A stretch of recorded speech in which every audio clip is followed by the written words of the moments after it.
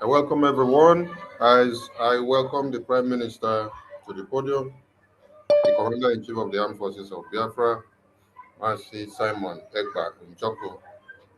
PM, you're welcome to the stage. Thank you very much. Is my voice coming out? Very well, sir.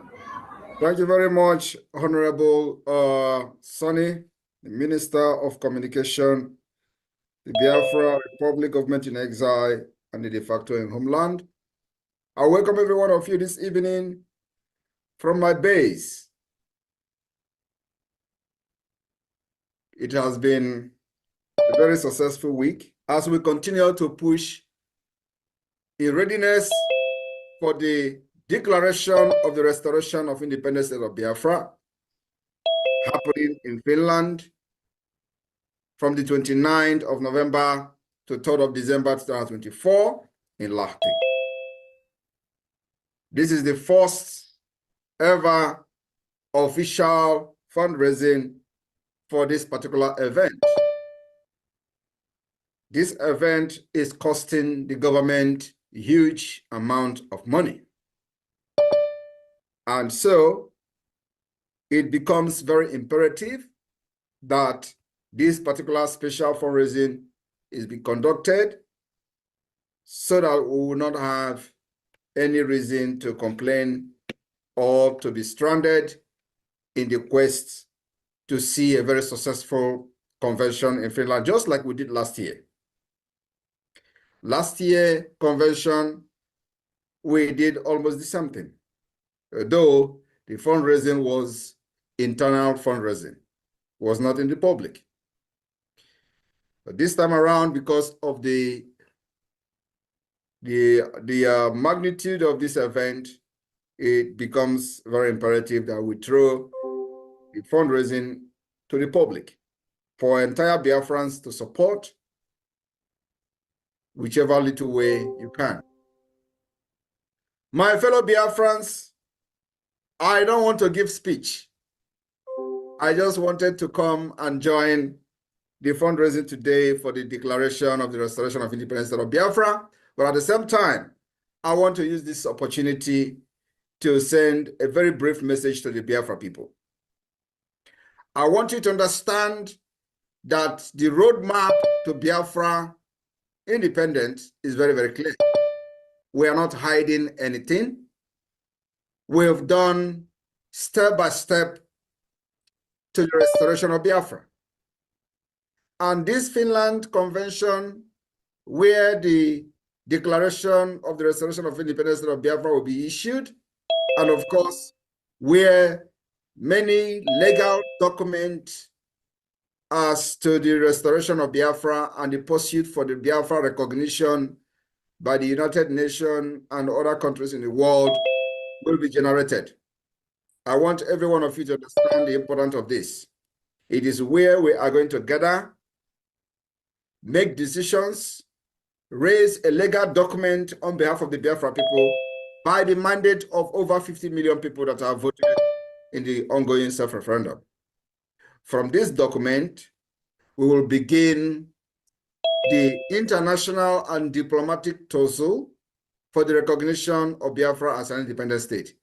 I am telling you, this job has been done 60 to 70%.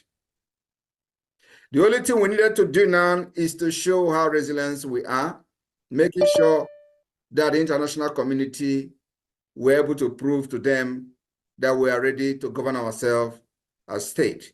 And so far, so good. Biafra people have demonstrated their readiness to exit Nigeria.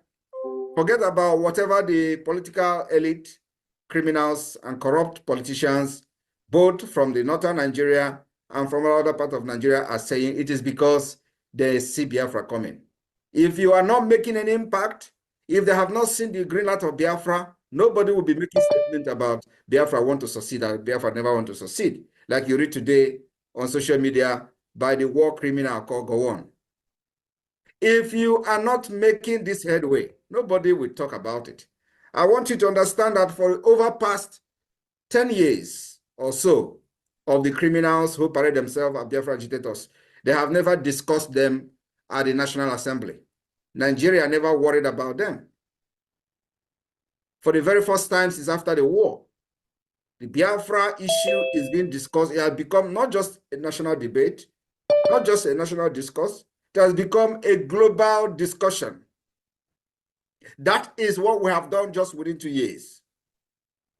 And so, those who think that Biafra was a kind of a family franchise, we have come to prove to them that they're actually very wrong. Biafra can never, ever be a family franchise, can never be a business, can never be a career. And that's why we set a limit of 5 years.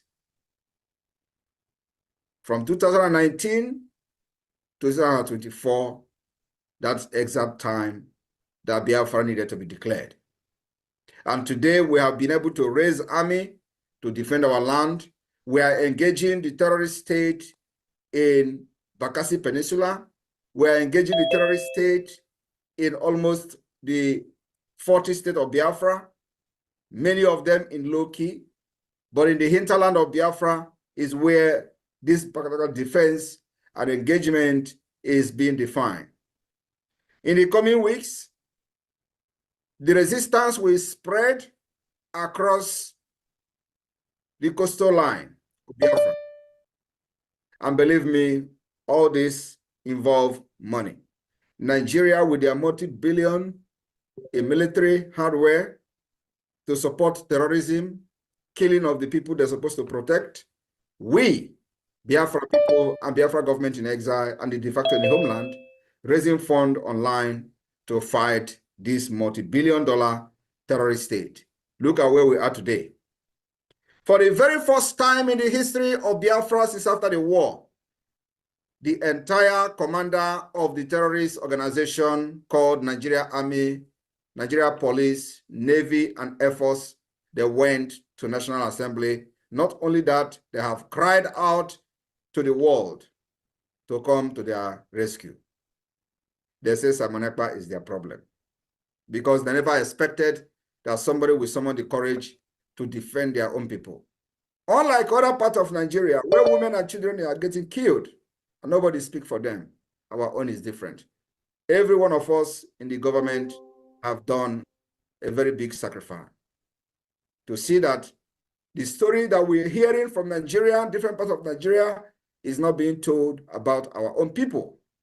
Rather, we will continue to engage them until they are gone. I want you to understand that the internal enemy, which have supervised and orchestrated a lot of atrocities against our people, will continue to collect water.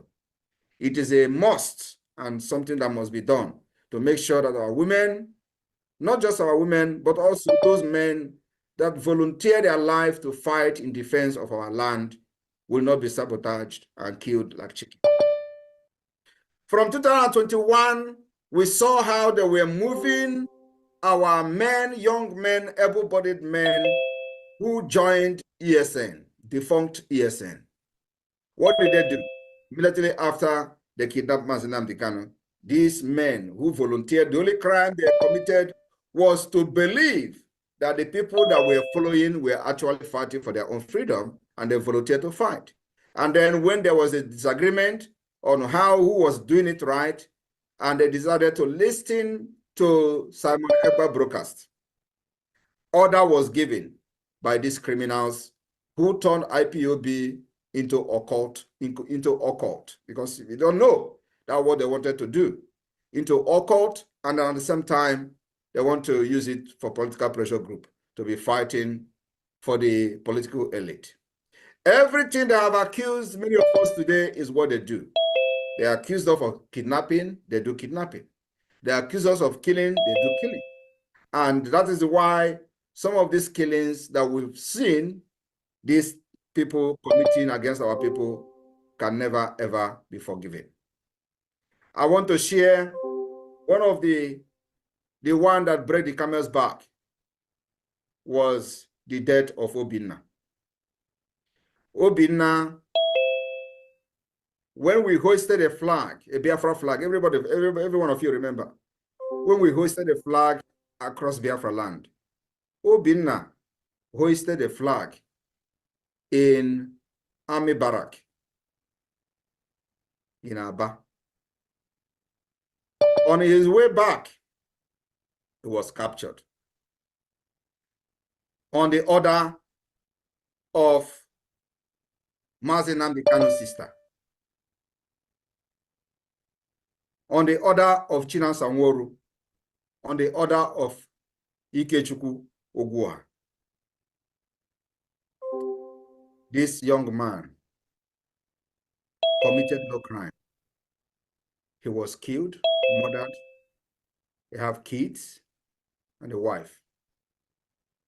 His crime was that he believed in what Simon Ekpa was doing. His crime was that he decided to hoist the flag of Biafra. He was not killed by the terrorists in the army. He was not killed by the terrorists in the police. He was killed by these criminals who want to use Biafra as a franchise, as a family business. He was murdered. The money in his account was transferred to one of the person's girlfriend. I want you people to understand that many atrocities have been committed against our people. So what you see them shouting on social media today is what they have done against our people. But we are here to stop them. And I promise them that all of you that participated in killing Obinna, you will all go down for it. And you know, when they thought we've forgotten, that's when we strike. And this is the beginning. I want you to understand that the self-defense, sensitization of our people, and sanitizing our land is a must. Is a must. They preach that if you kill a Biafran, Biafra will never come. That's why the land of Biafra have deserted and departed from them. Because they have committed these atrocities and they continue to lay this curse on themselves. That anybody who shed the blood of a Biafran will never, then Biafra will never come. That is from them. We don't share the blood of innocent Biafrans. We fight the enemies with guns who come to kill our women. And that's why the Biafra Liberation Army was raised to do. And at the same time, making sure that those inside enemies who have been used to point fingers on our people and participate in one way or the other will be dealt with decisively. When this atrocity was being committed, they said, anybody that talk about Simon Ekpa in any camp, kill him. And I want the entire media team to look for the video, for the audio of the criminal in Kuwait, Chinasa Nworu, giving that order. Do you know how many Biafran that were killed for mentioning Simon Ekpa? You don't know. What crime did they commit? They committed no crime other than they listened to the broadcast Simon Ekpa was doing. They were doing this thing thinking that a day like this will never come. They killed as many as possible, buried many alive. For what crime? For saying Simon Ekpa was doing it right. And you know, I am not God. I don't avenge death of people. But one thing I promise to those who have committed this crime is that they will never live to tell the story. I swear to God. The second time I am swearing to God in the Biafra struggle. One was the killing that happened in Enugu yesterday by Peter Mba, or 2 days ago by Peter Mba, where innocent Biafra was killed. My attention was called to the killing of that boy. This is the second time. I am saying that those who killed those who did not commit any crime, even if they committed any crime, you are not caught. You are not caught. You don't have any right to take anybody's life. Biafra have not become an independent state yet, so we have a judicial system working. So you do not have the right to kill anybody.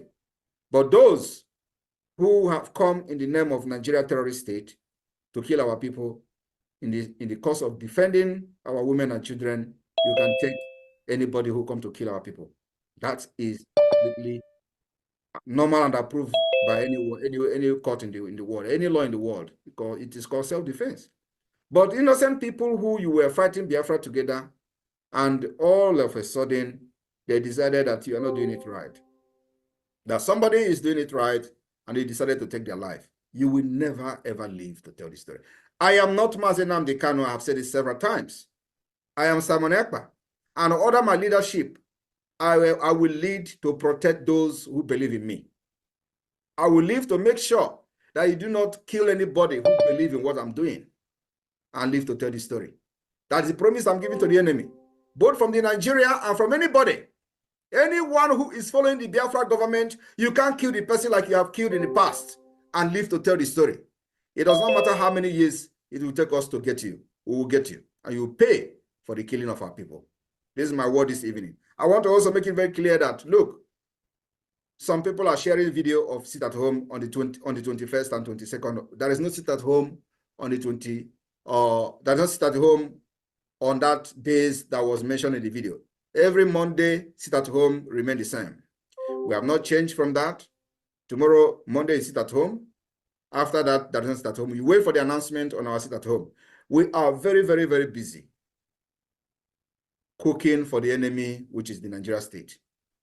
And so, at the same time, we'll be distracting them with our activities on social media. Many of you forgot that in those days I used to dance. They didn't know, they didn't see today coming.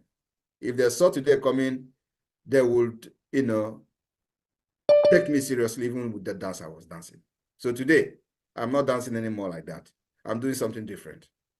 I'm making sure that those who think they can, use propaganda to convince or distract what we are doing, we will engage them. This meeting is being recorded. Whether you are a woman or man, I will engage you. And once you come, I will remove my suit, I will remove my tie and wear my t-shirt and come to your level and deal with you. When it comes to this Biafra, don't regard me as a prime minister.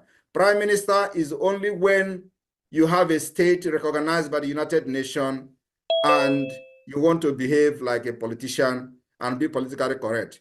I am not that particular politically correct. I am not politically correctness prime minister. I'm a prime minister that is fighting for freedom, and we are in liberation phase. So do not look at me with my suit and want me to be, I am not a normal human being until Biafra is recognized. Then we will begin to go into international stage and behave ourselves as people that are civilized. For now, I will be just like you to make sure I defeat you and save my people. May God bless every one of you. I declare this fundraising open. That one. See you in Finland. See you all in Finland, where it will happen.